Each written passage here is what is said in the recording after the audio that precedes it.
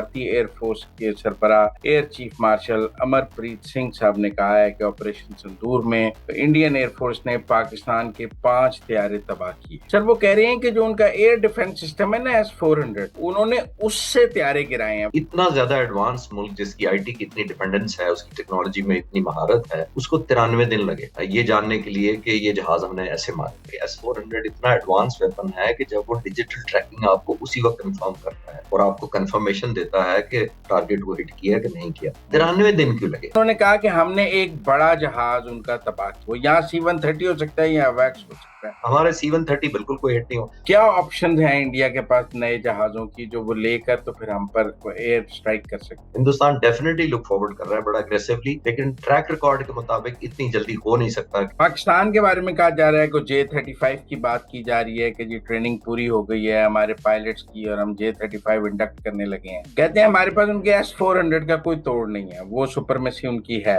S-400 की वजह से। जो बुच पे उनका S-400 था वो सिंगल टाइम अटैक किया, उसको न्यूट्रलाइज किया और खास तौर पे उसके रडार को, जो तकरीबन 600 किलोमीटर से दुश्मन के जहाज को ट्रैक करता है, हमने उसको डिस्ट्रॉय किया।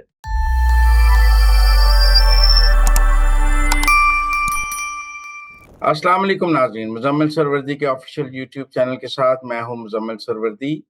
मेरे आज के मेहमान किसी तारुफ के मोहताज नहीं है, air commander retired Khalid Chishti साहब।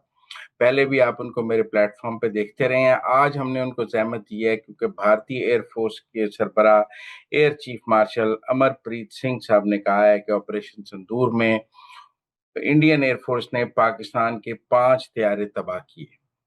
अब हम इनसे जानेंगे कि वो टेक्निकली किन डिटेल्स पर ये कर रहे हैं दावा। और वैसे तो पाकिस्तान के वजीर दिफा का जवाब आ गया है, लेकिन थोड़ी टेक्निकल बात करने के लिए मैंने कहा एयर कमांडर साहब को तकलीफ दी जाए ताकि लोगों को समझाया जा सके। अस्सलाम वालेकुम सर। जी वालेकुम सलाम जी मुजम्मिल साहब, thank you for inviting me. Sir वो कह रहे हैं कि जो उनका एयर डिफेंस सिस्टम है ना S-400, उन्होंने उससे तैयारे गिराए हैं। वो ये नहीं कह रहे कि हमारे राफेल ने या हमारे किसी और फाइटर जेट ने पाकिस्तान के फाइटर जेट्स गिराए हैं।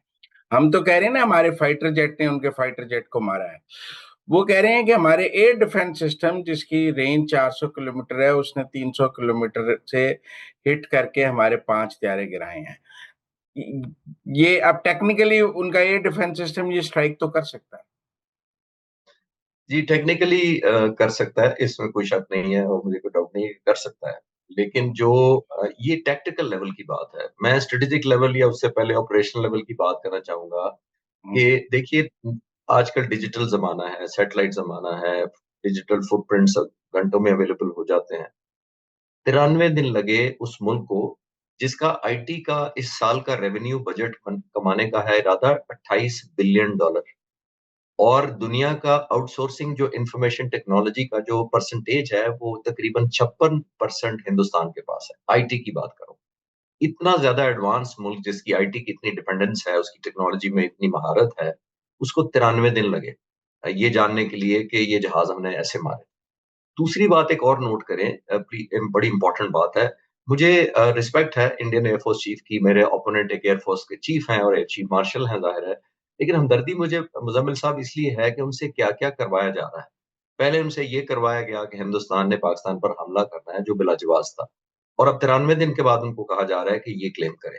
मैं इसलिए कह रहा हूँ कि जब आपकी ये कॉज़ आपकी जस्टिफाइड होती है, तो आपकी वॉर जस्टिफाइड होती है, और जब आपकी वॉर जस्टिफाइड होती है, तो आपके परफॉर्मेंस भी जस्टिफाइड होती है आर्म फोर्सेस।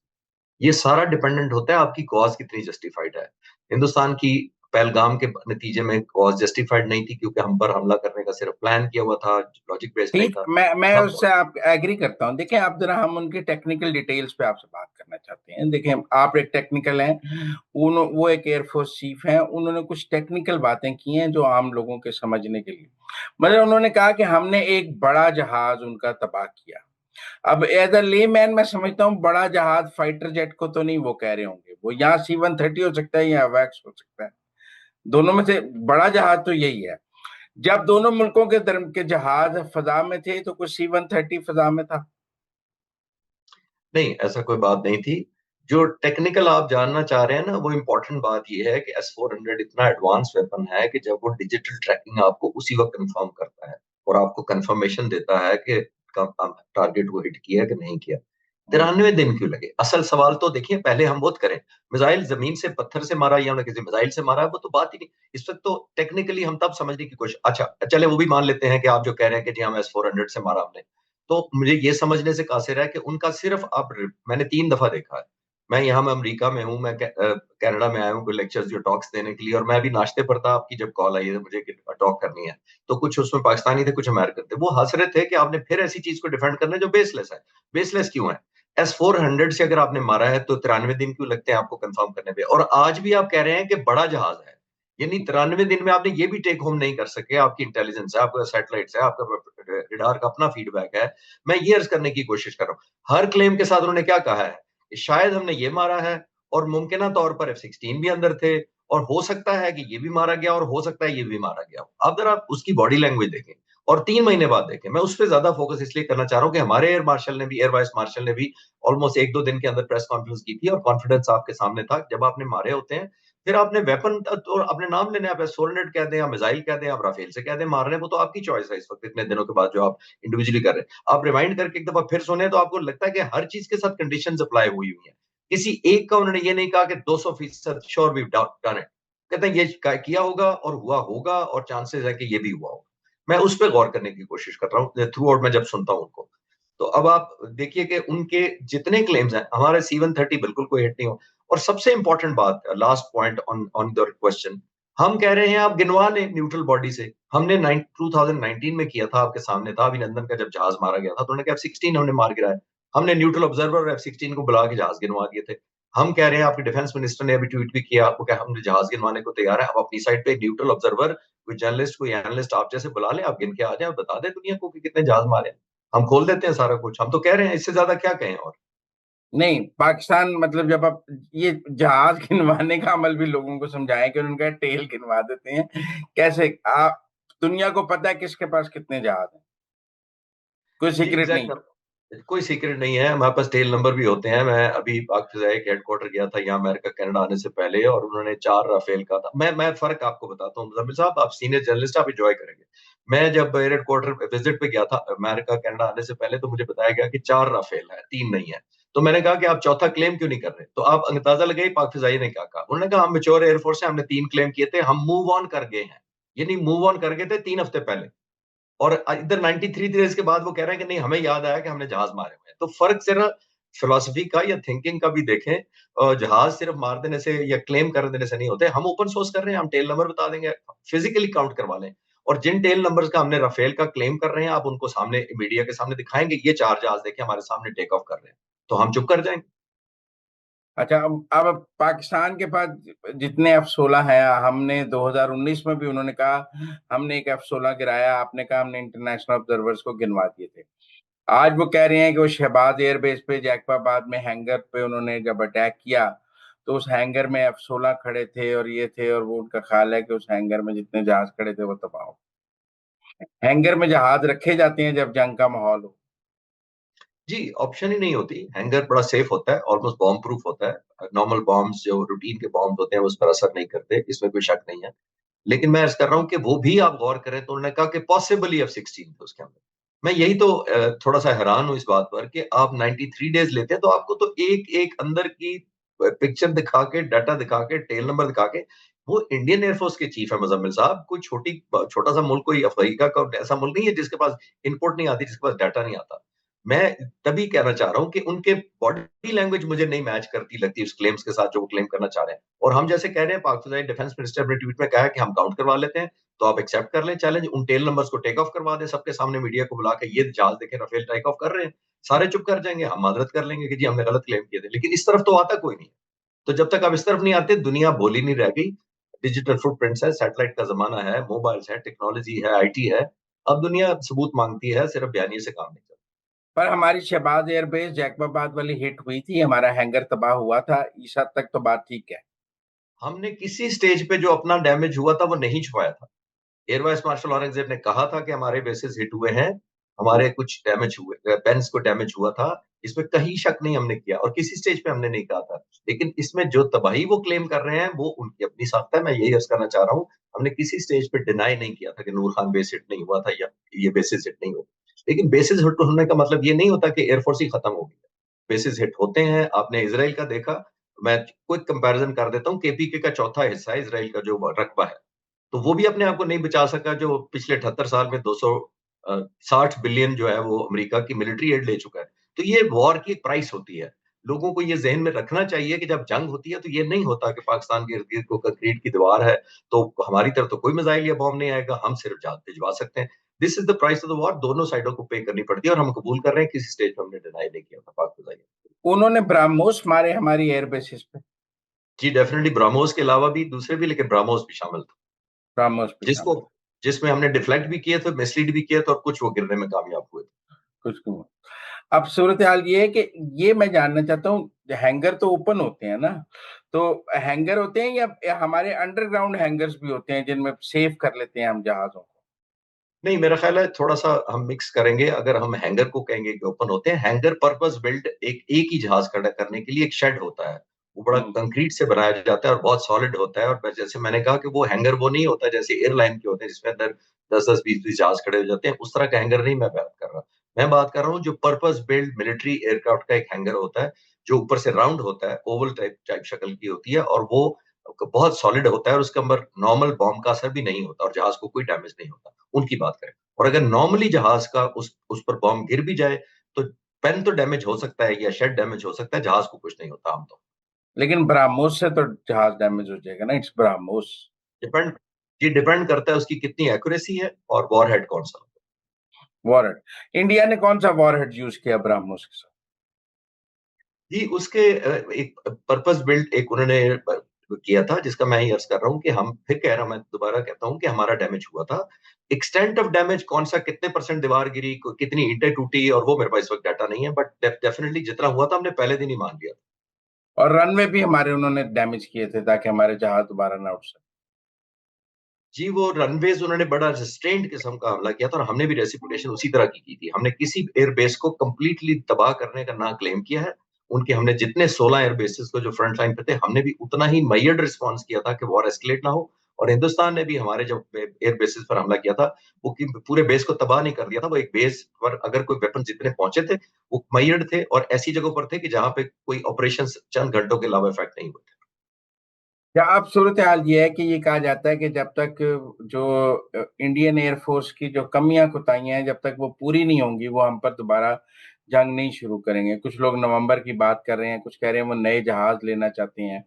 क्या ऑप्शन हैं इंडिया के पास नए जहाजों की जो वो लेकर तो फिर हम पर एयर स्ट्राइक कर सकते देखिए, काफ़ी स अगर मेजरेबल उनको रिज़ल्ट चाहिए ना, जो ज़रूरी होता है, और मिलिट्री ऑब्जेक्टिव्स जब लिखे जाते हैं, तो वो ज़रूरी होते हैं, और मुसल्लह अफ़वाज पर लाज़िम होता है कि वो कोशिश करें मिलिट्री ऑब्जेक्टिव अचीव करने की।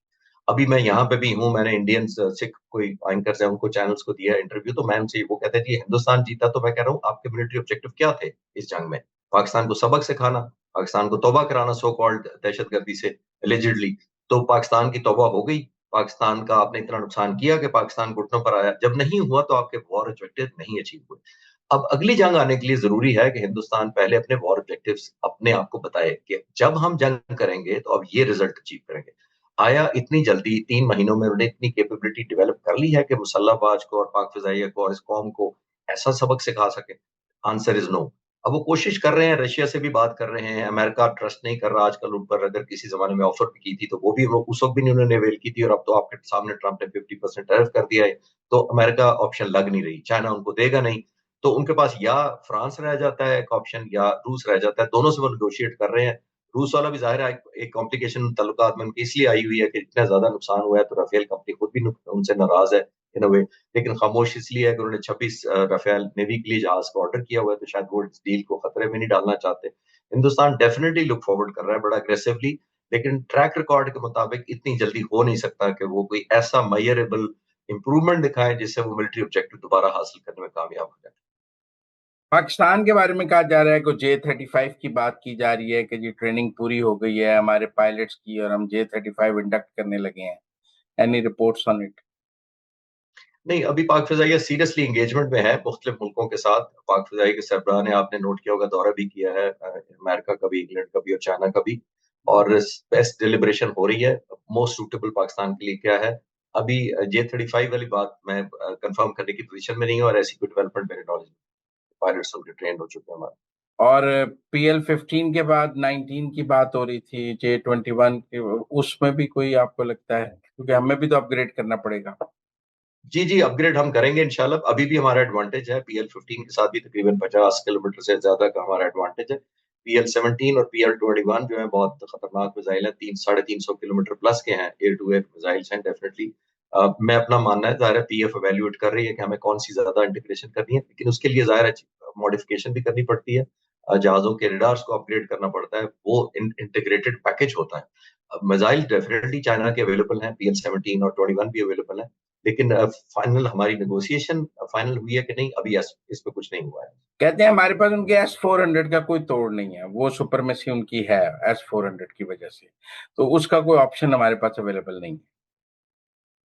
हमने मेरा ख्याल है दो अटैक किए आदमपुर के, जो S-400 था ट्वाइस, और मल्टी डायरेक्शनल अटैक किया पाक फिजाइया ने, 2 दफा हमला किया। और जो बुज पे उनका S-400 था वो सिंगल टाइम अटैक किया, उसको न्यूट्रलाइज किया, और खास तौर पे उसके रडार को, जो तकरीबन 600 किलोमीटर से दुश्मन के जहाज को ट्रैक करता है, हमने उसको डिस्ट्रॉय किया। तो हमारे पास तो अल्हम्दुलिल्लाह तोड़ है, बल्कि दुनिया जानना चाह रही है कि हमने S-400 को कैसे मारा।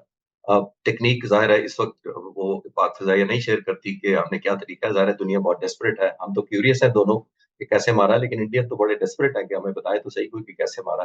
अल्हम्दुलिल्लाह S-400 का, और लेट मी टेल यू कि ये बड़ा सुइसाइडल और one way mission type possible हो सकता था। ये बड़ा खतरनाक मिशन था, क्योंकि इसके अंदर S-400 का जो रेडार है वो 600 किलोमीटर से आने वाले जहाज का निशाना बना सकता है, ट्रैक करके 400 मील पे तो किलोमीटर पे तो फायर कर देता है।